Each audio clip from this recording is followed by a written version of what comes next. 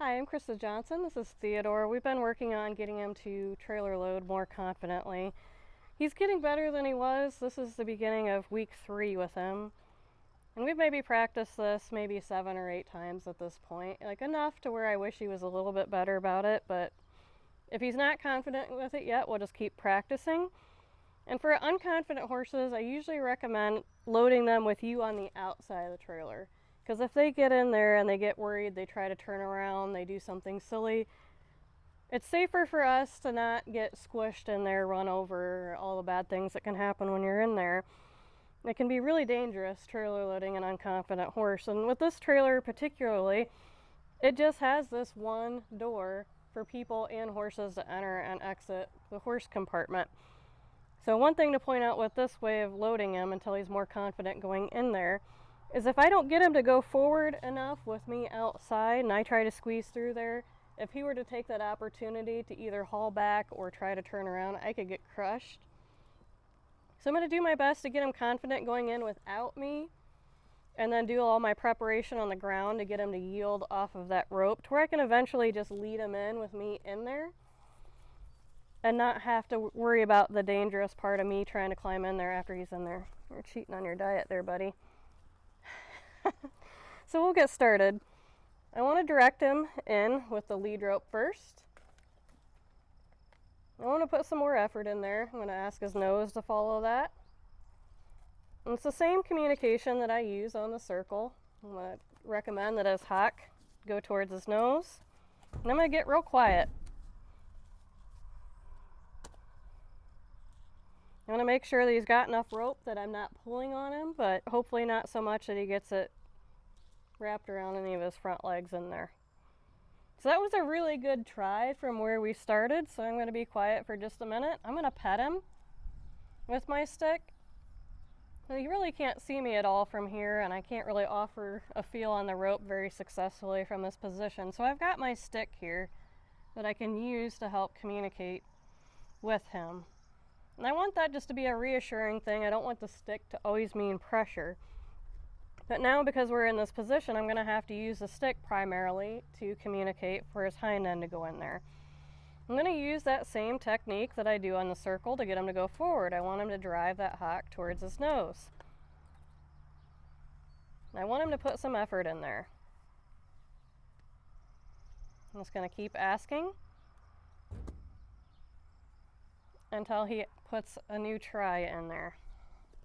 He's pretty good about going in with his front feet, but the thing about their back feet, that tells you what their brain is thinking. His back feet are still the outside of the trailer, so he's still thinking that he'd rather not go in there. I think we practiced this enough to where he knows what the end goal is, but he would still rather not go in there.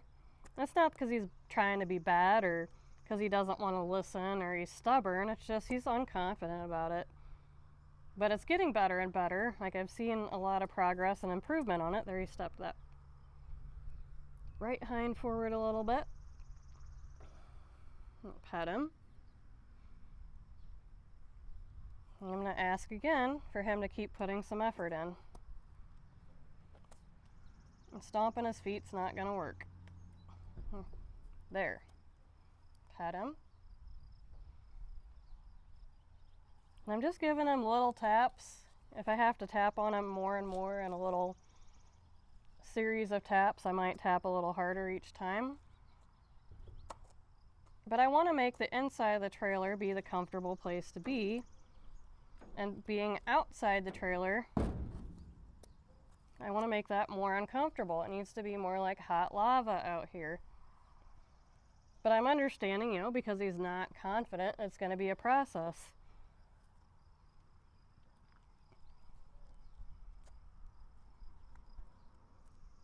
But depending on how long it takes for him to get confident to put those back feet in there, I might have to put quite a bit of heat on those back legs to go in there. And it's not that I'm trying to punish him. It's just horses learn by pressure and release. And I even like to say more of pressure and relief.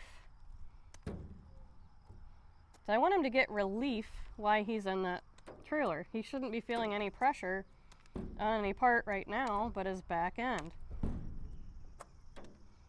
keep asking him to try here.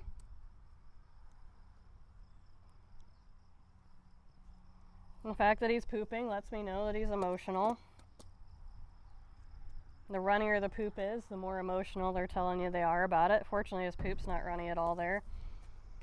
He's gonna come back out. I'm just gonna put the heat on him, ask him to go back in. I might put more heat on his butt there. I'm gonna go back to asking him. Good. That was the most effort he put in with a back foot. Unfortunately, he didn't get it up on the actual frame of the trailer, but I want to reward the try.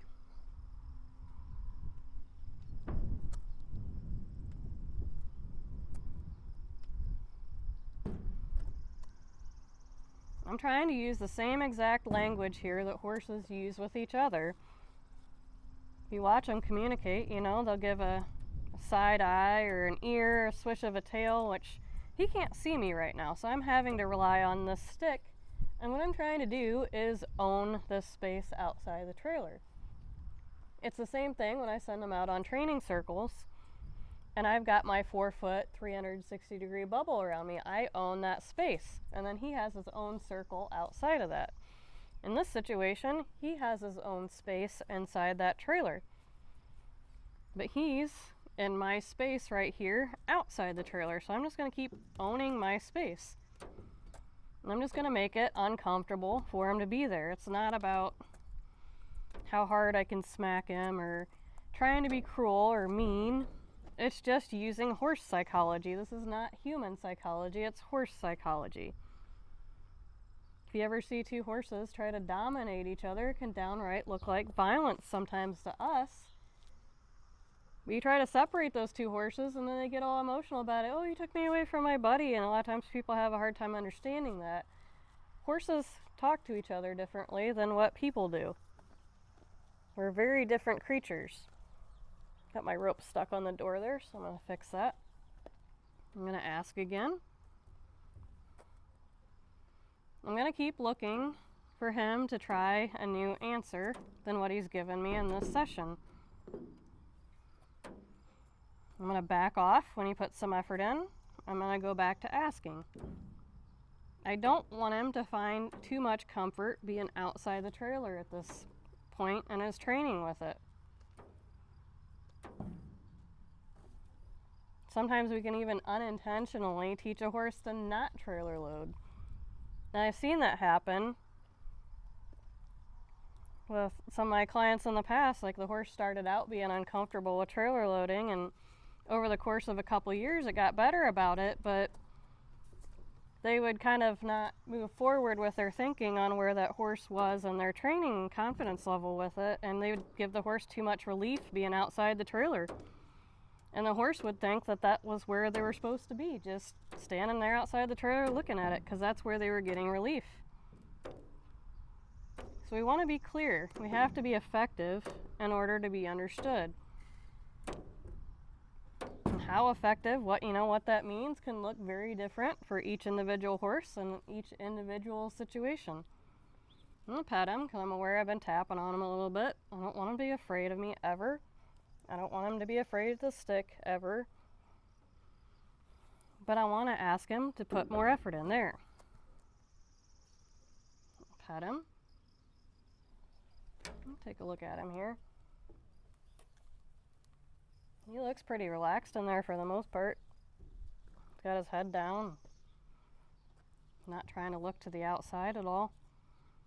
So I'm going to make sure that, because of that, I'm being clear back here that I don't want him just to load 7/8 of his body and leave the 1/8 end of his rear end outside.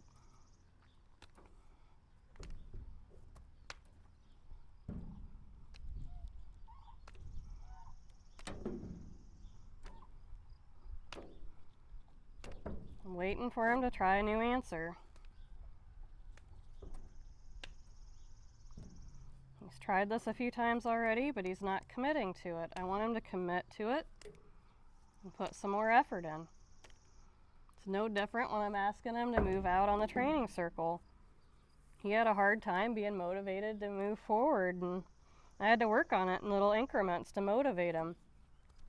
I don't want to nag at him the whole time. I want to ask and then allow him to do what I'm asking him to do. That's where you'll see me put pressure on him here. There, he's putting a little bit of effort in. I back off.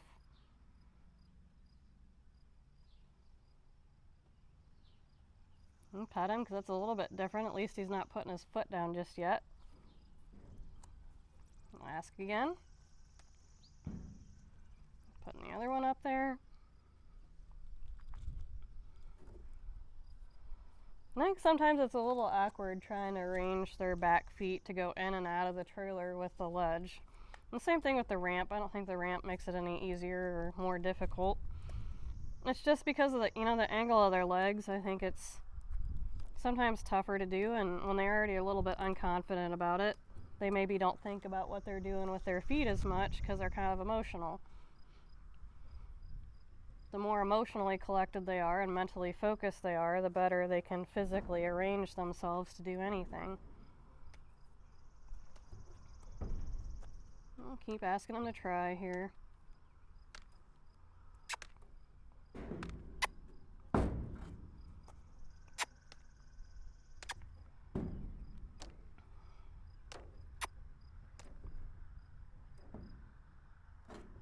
Alright, I was going to tap him and then I backed off.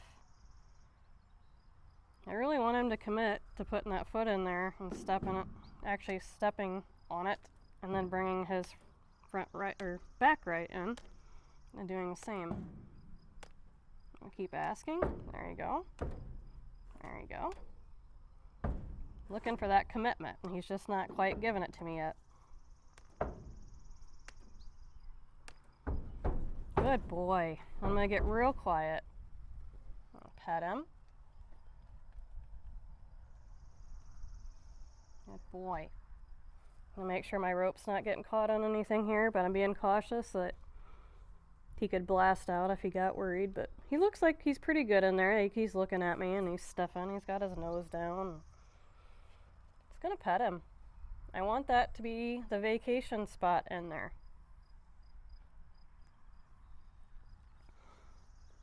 Let's see, I'll just wait just a moment because I want him to feel no pressure in there. And then I'll ask him to come out. And I'm going to put a 2-beat rhythm up and down in the rope to ask him to back up. And we've practiced that on the ground quite a bit in the last 3 weeks now in different situations, but I'll apply it to here as well. I use all the same communication for everything on the ground, and it all relates to when I ride as well. So since he's good and quiet in there, I'm going to see if I can pick up on this rope just a little bit and see if I can put a 2-beat rhythm here. And I would like him to back out slow. Step, step, step. Good boy. I like how that time he waited until I asked for him to come out. That's the first time that I've fully had that opportunity to do that. So that's what we're working on right now to help build his confidence. We're going to keep repeating all these same things until it's just not an issue and he just goes right in and is happy to do so. And hopefully in the future we can maybe even get more and more creative on how we trailer load and just make it fun for him. But right now I got to work on his confidence and making sure that my communication makes sense to him with what I'm asking him to do. Thanks for joining us.